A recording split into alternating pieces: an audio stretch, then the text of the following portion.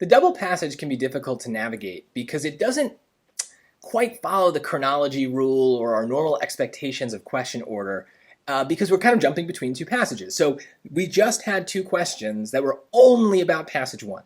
And now we've shifted and we've got a question that's only about passage 2. But is it a question that's about all of passage 2 or just one part of passage 2? Now, for most of you, that might not even matter. The passage is short enough that you could just read it all, but I prefer not to read if I don't have to. So what am I going to do? How do I find this answer if I'm trying not to read the passage beforehand? Well, I would use the chronology rule. And so I would look at surrounding questions and see, like, where do those line references occur? Can I estimate the line reference for this question based on that? So the previous questions were about passage 1, so that doesn't really help us now that we're in passage 2. But the next question, question 24, tells me to look at lines 63 to 69. So I'd probably look before that, and because of my experience, I have a strong feeling that this question is not a big picture main idea question.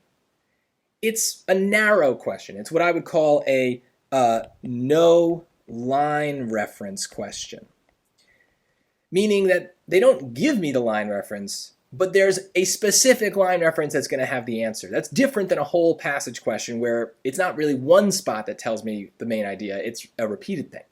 And the reason I know that is this is just really specific, right? The reason stripes are particularly beneficial to zebras is probably because zebras blah, blah, blah, right? It's asking for a very specific fact. So I would use the chronology rule and this 63 to 69 to kind of estimate where to read. So you can see I've got the whole passage here, but if I'm betting, 69 is here. So this is question 24.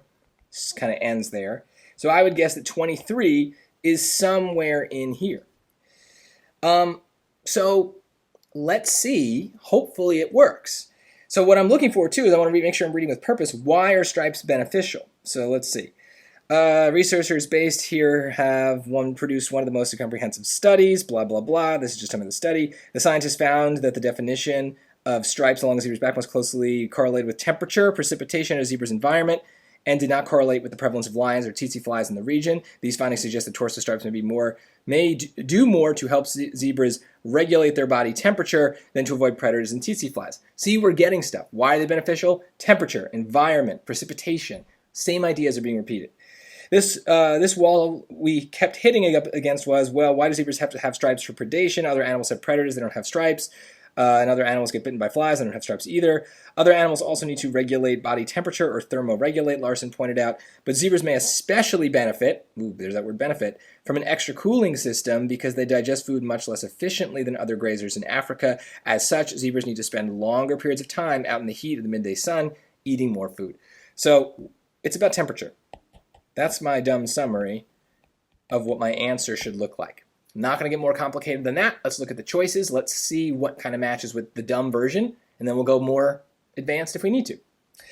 They endure greater exposure to the midday sun than other grazers do, so that sounds like a temperature thing.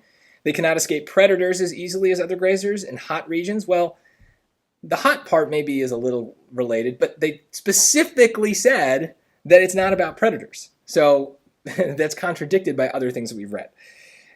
Because zebras live in hot, dry climates that lack an adequate food supply for most grazers. So, okay, I'll leave that for now. It's about climate. They defend themselves more poorly against predator attacks than other grazers do. Again, it's not about predators. It's about the temperature. Now, I think it's pretty clear in this case that A is going to be the answer. That does match with what we read.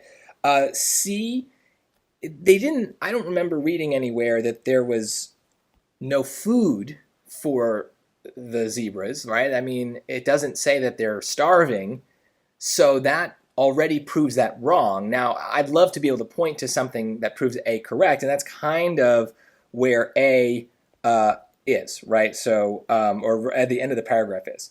So it says, as such, zebras need to spend longer periods of time out in the heat of the midday sun eating more food because, oh, here it is, they digest food much less efficiently. So it's specifically saying they endure greater exposure to the midday sun than other grazers do because other grazers are able to digest faster, and so they can just kind of go in the shade, I guess. I don't know. So it says it. It basically says exactly that.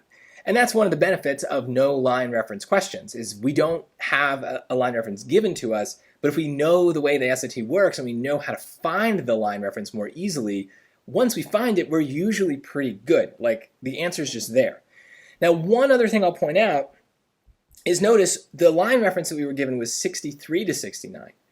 And I read all the way to 69. Why not stop at 63? Well, because the chronology rule is a little fuzzy around the edges. It's not completely set in stone that question 23 must be before the beginning of question 24, right? So it could overlap a little bit. And so I always take that into account and include maybe a little extra than what the bare minimum would be. So in this case, I said, well, let's play it safe. Let's go to 69, the end of the line reference, and read those extra sentences. I think I could have gotten this without that.